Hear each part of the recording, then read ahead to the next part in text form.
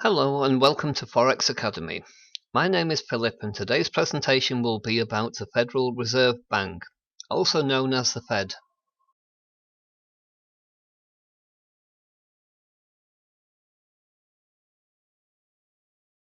The Federal Reserve System is the central bank of the United States.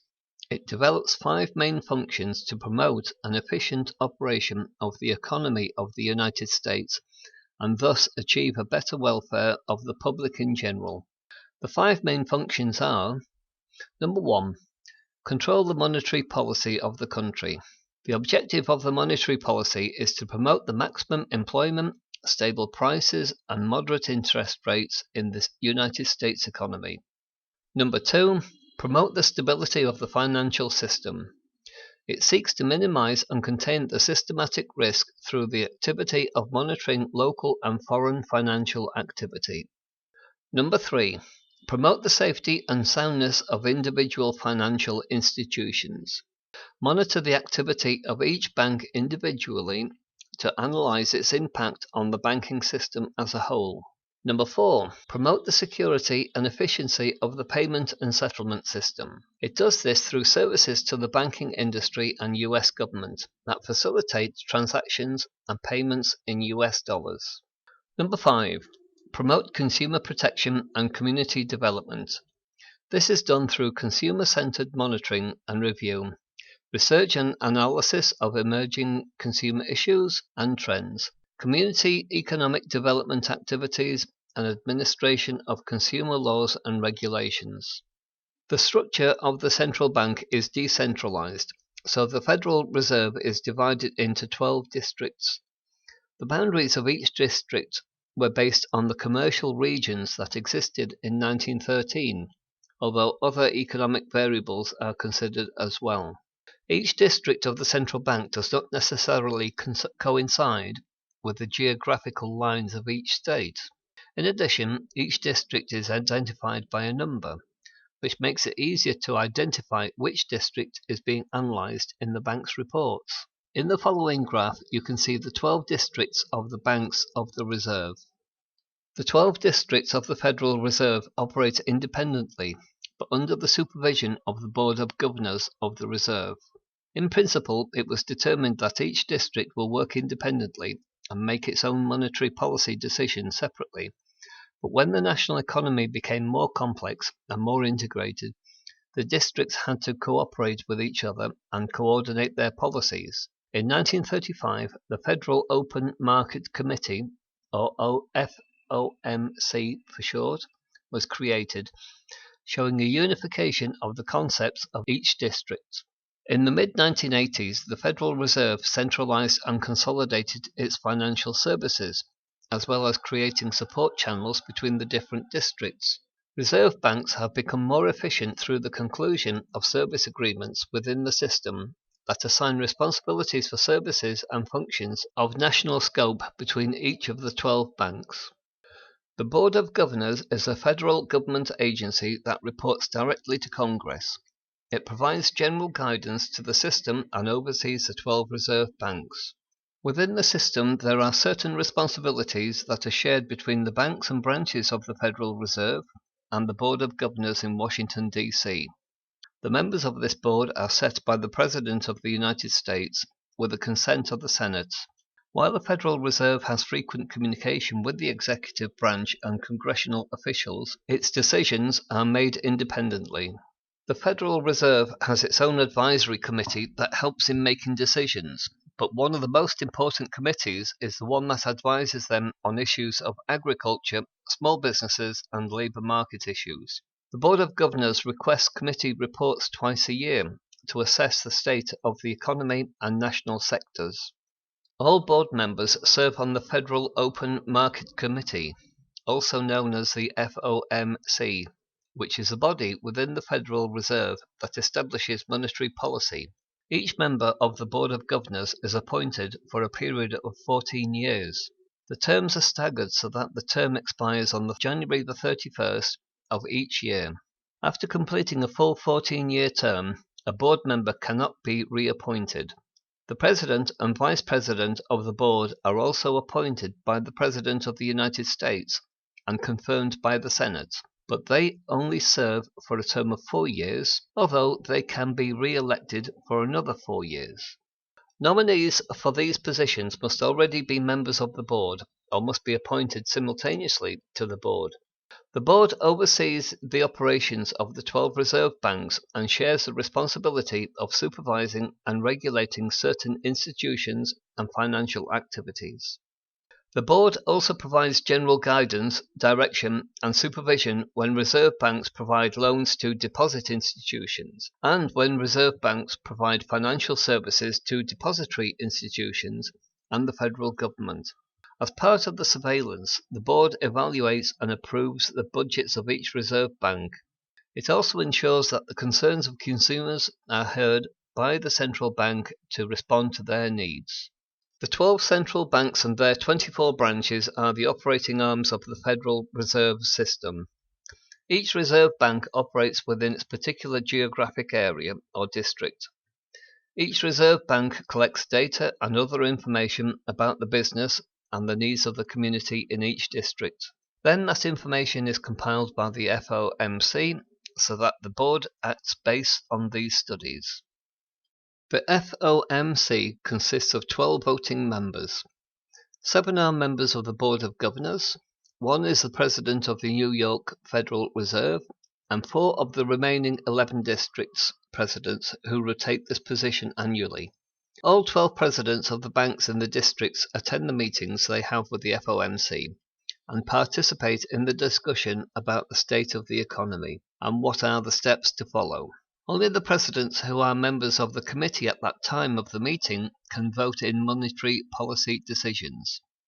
By law, the FOMC determines its own internal organization, and by tradition, the FOMC elects the president of the Board of Governors as its president and the president of the New York Federal Reserve Bank as its vice president. FOMC meetings are usually held 8 times a year in Washington, D.C., and at other times as deemed necessary. This committee is in charge of supervising the open market operations, which are the main tool of the Federal Reserve to execute the monetary policy of the United States. The Federal Reserve conducts the national monetary policy by controlling the interest rate in the short term of the economy and by influencing the availability and cost of credits in the economy. Since monetary policy directly affects the interest rates, there is an indirect effect on the prices of the goods of the economy, on the wealth of the people, and on the exchange rates with respect to other currencies. Through these channels, monetary policy influences the level of spending in the economy, investment, production, the level of employment, and inflation in the United States. An effective monetary policy complements the government's fiscal policy to sustain economic growth in both the short term and long term. Although the objectives of the bank with the monetary policy have not changed, it has changed the form and the tools to control the variables of interest. The Federal Reserve was created by Congress in 1913 to provide the nation with more security, flexibility, and a more stable financial system. The importance of stable prices for the economy is paramount because when there is stability in this variable, there is a stable growth in the long term of the economy. The level of employability is higher and more stable, and this helps the bank's third objective, since with stable inflation within certain ranges, the interest rate in the long term will be moderate and in line with the expectations of the agents in the economy. In addition, they generate stability in the wealth of the population, so stable prices over time will help improve the quality of life of American citizens. Stable prices will also encourage saving and capital formation, since when there is a low risk that inflation is outside of its target ranges, the risk of erosion in the value of assets is reduced, which is very evident when there is high inflation. For example, if a consumer wants to buy a machine for his factory and there is a very high inflation rate, in the future that acquired asset will lose its value, which will also affect confidence of the people who could postpone their consumption and investment decisions. The press releases of the Federal Reserve are issued after the meetings that take place between the different entities, and in these press releases the decisions taken by the Reserve are detailed, such as the voting, which of the presidents of the banks voted, and what are the expectations for the following meetings. In the press reports delivered to the public, the Federal Reserve shows a summary of economic activity, the labour market, and the behaviour of inflation, which are the most important variables when establishing a monetary policy. During 2017, a robust economy was observed despite some natural disasters and a healthy labour market with good dynamics. The negative point during the year was the behaviour of inflation, which slowed down compared to the previous year. But this was not enough for the Federal Reserve to raise the economy's intervention rate. In total, there were 3 increases during 2017, showing positive expectations from analysts and the Board of Governors on the future of the US economy.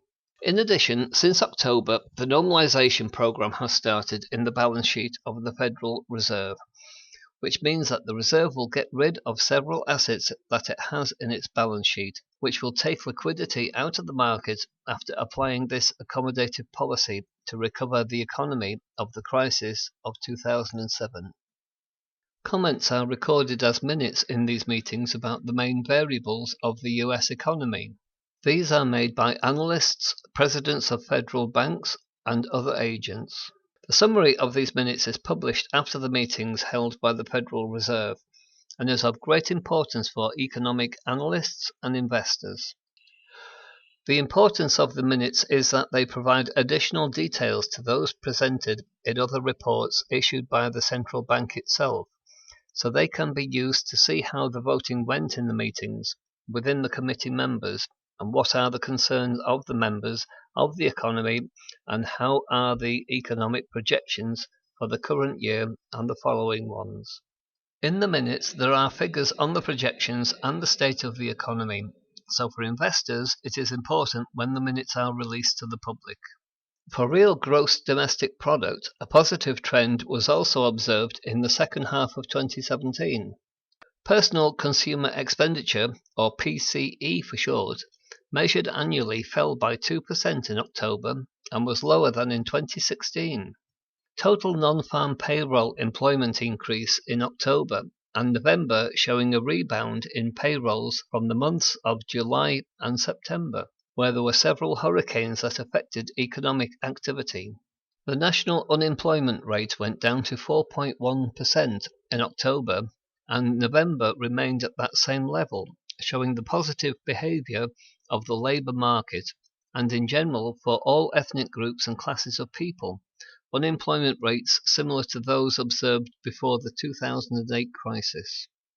Total industrial production rose sharply in October, partially boosted by the return to operation of multiple industries in the districts affected by the storms, which is a sample of the successful analysis of the Federal Reserve that indicated that the hurricanes would only have a temporary consequences in the economy. The real PCE modestly increased in October after rebounding strongly in September. As in the previous reports, consumption expenditure, encouraged by better earnings in salaries, real personal disposable income, and net household wealth, helped the real PCE to increase in the second and third quarters.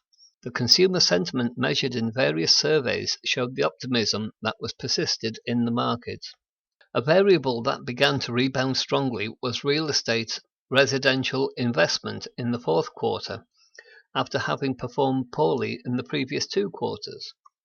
A similar behaviour occurred in the construction of residential housing and the sale of new and used homes. The committee expected that the positive trend in consumer spending would continue thanks to the strengthening of the labour market, improvements in household wealth, and a feeling of optimism amongst consumers.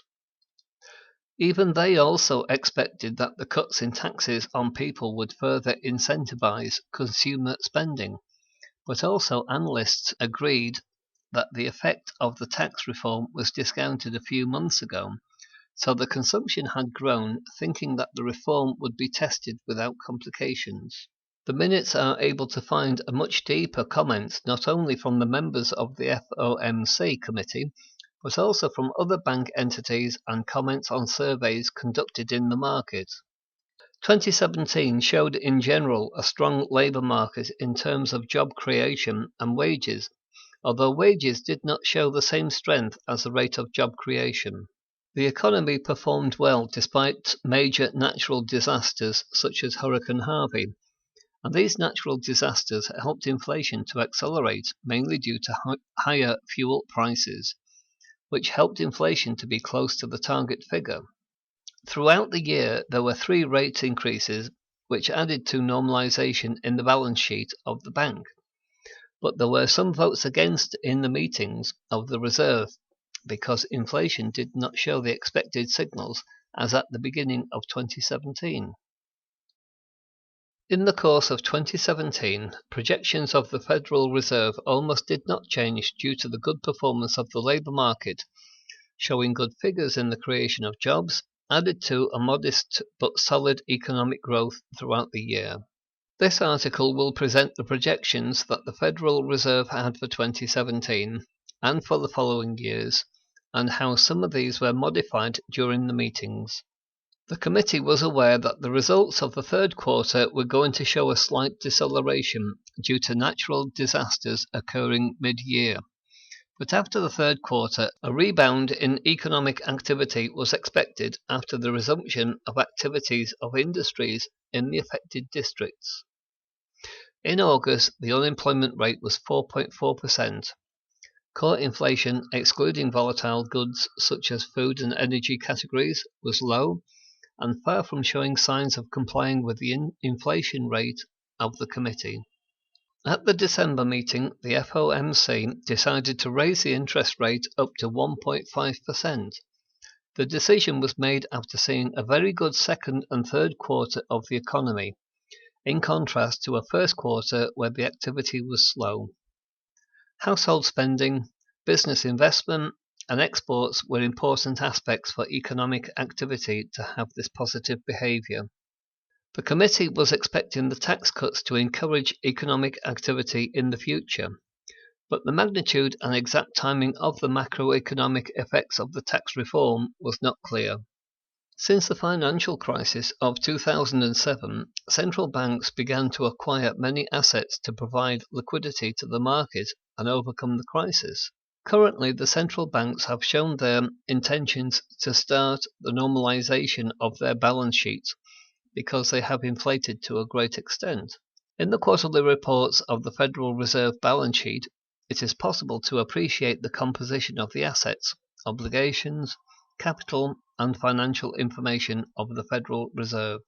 With these reports that are issued quarterly, it is possible to analyze how the portfolio of the Federal Reserve is composed, as well as to give some clues as to what the monetary policy will be like.